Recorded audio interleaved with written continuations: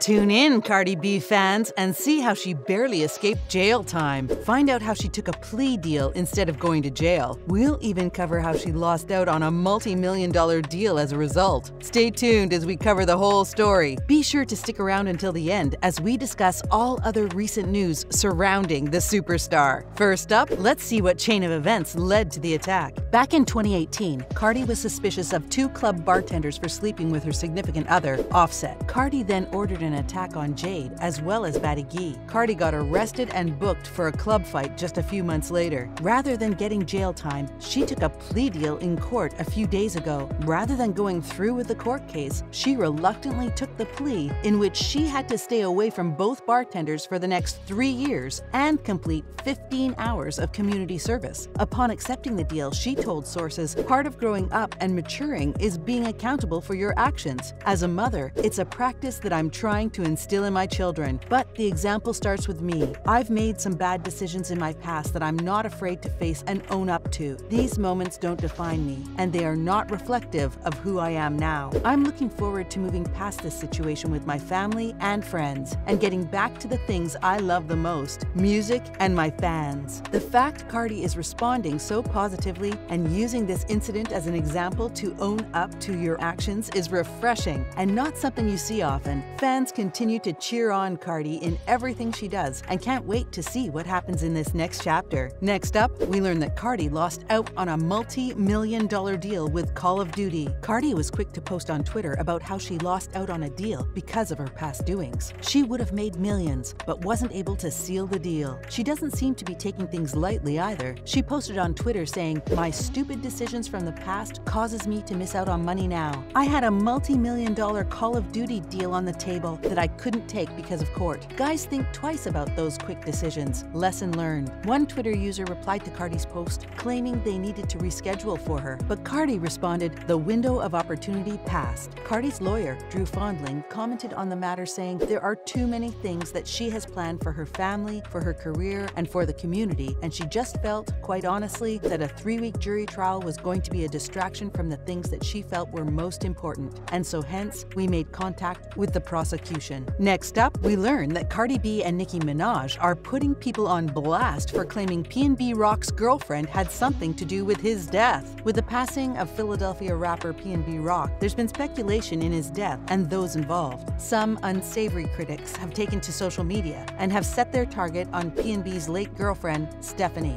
Finally, it was enough for Cardi, and she weighed in on the talk. Cardi posted on Twitter, stating, "Told y'all must not know how the hood moves. Y'all owe that girl an apology for the shit y'all put her through knowing that she saw her baby daddy die in her face. Social media investigators, y'all."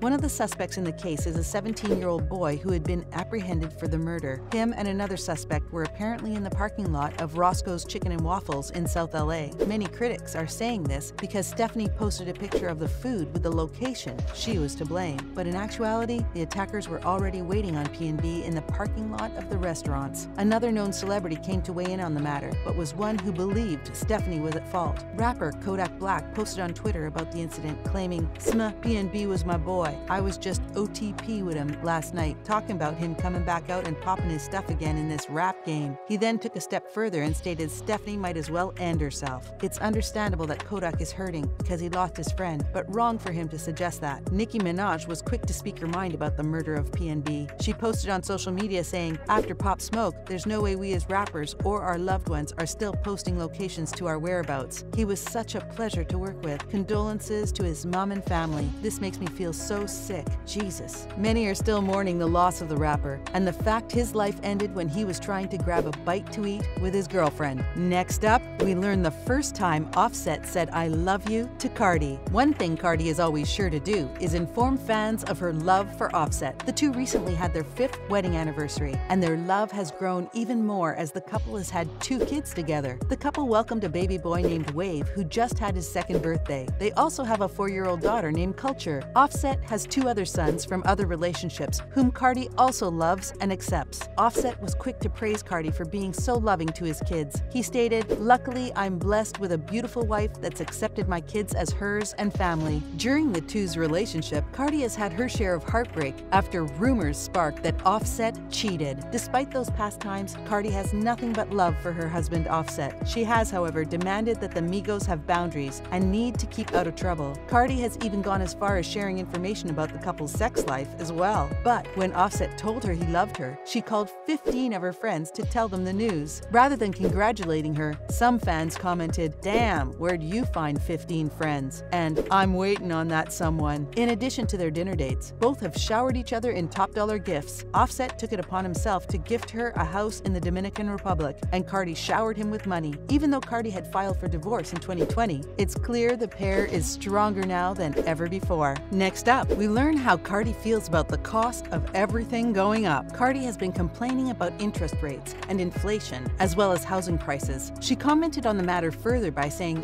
"Living in unbearable. The housing market has calmed down some recently, but rent rates aren't affordable." She took to Instagram to speak on the matter, saying, "How are people surviving? I want to know. Like, my family and friends are so grateful to have me, but what about people that don't have me?" She went on about how rent went up in the following months, and according to sources, it went up nearly 39%. She told a story on how she was helping a family member get an apartment and stated, "I was helping my cousin get an apartment, and now I'm helping someone else get one. I was looking for some areas, and the way prices soared up, living is unbearable." Cardi has been very outspoken on the matter and even endorsed Bernie Sanders back in 2020, and even Joe Biden since he wanted to address those issues. Manor experts predict the rise will slowly come to an end by this year's end. Yet here we are late in the year and nothing has been stabilized. Even as we see more for sale signs, things haven't fully recovered since the pandemic. As a matter of fact, March this year, the inventory levels on Zillow were 64% down from what levels were in March of 2019, just before COVID. Gas seems to be leveling out, but many still see high food prices. In other news, Cardi visited Queens in order to uplift students. An anti-violence organization got a lot of attention recently when Cardi backed them with support as they strive to spread success for generations to come. Her visit to Queensbridge was a back-to-school event hosted by the nonprofit group Community Capacity Development. Cardi spoke to many young people who aren't involved in their music program and even took the time to watch a video they put together. The leader of the nonprofit, Ryan Bervick, said they need these examples to show there's more opportunities. Cardi B even acknowledged the fact that challenges young people in that area face since it's one of the roughest cities in New York.